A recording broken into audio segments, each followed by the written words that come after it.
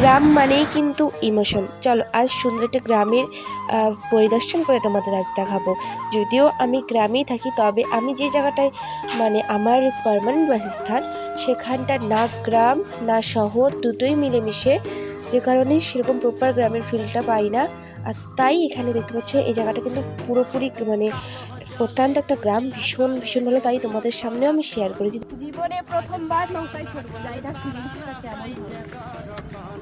ছোট থেকেই একটা স্বপ্নে ধরে নিতে পারো আমার নৌকায় চড়া, সেটাও আজ এখানে এসে পূরণ হয়ে গেল। আর নদীর জলটাও অনেকটা গভীর ছিল, আর জলের কালারটাও একটু সবুজ সবুজ ছিল।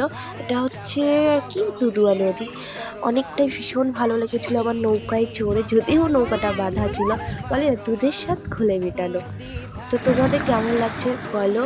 আর সবাই মিলে এইভাবে মানে ছোটোবেলাটায় ফিরে গেলাম।